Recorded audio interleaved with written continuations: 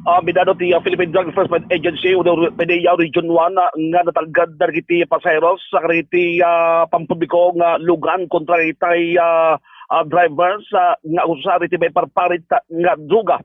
Dahito ti inwargawag di Barry Fede Guzman, Information Officer ti PDEA ditoy Region 1 Kalpasan nga nagnegatibo amin dagiti drug test dagiti drivers kan conductors nga na-drug test na kitoy kabayatan iti naganwat nga Uplan Harabas iti PDEA Region 1 kadagiti duang lugar ti syudad ti San Fernando nga may isa nga lugar nga nakaiganwatan na kitoy nga drug test iti PDEA ket iti gasoline station nga masarakan iti Barangay Sevilla ket iti gasoline station met nga masarakan sa Barangay Pagdarawan syudad ti San Fernando.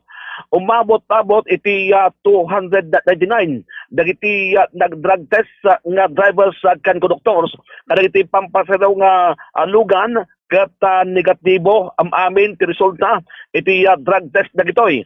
Gapon ti nga banag ket mamati ni Di Guzman nga natalgad dagiti pasaheros nga aglugan kadagiti paseros kadagiti pampubliko nga lugan gapanan na narod daytoy nga resulta nga iti resulta ti ganwat nga drug test para kita drivers kan conductors iti syudad ti San Fernando.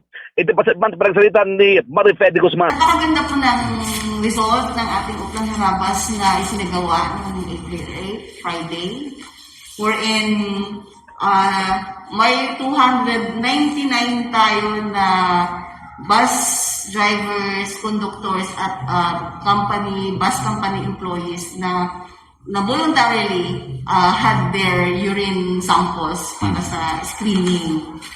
And with those numbers, lahat naman negative.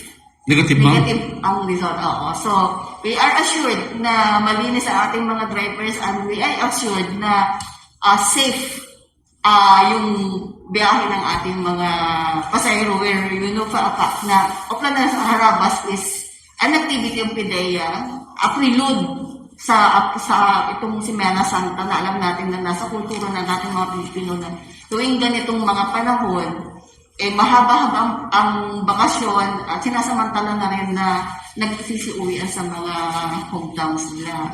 So, iti pagsalita ni Barry Fede Guzman, Information Officer ti Philippine Drug Enforcement Agency dito Region 1. Ang din Bombo Daniel Asabal para sa Pambansang Radyo ng Pilipinas at consistent number 1 sa La Union.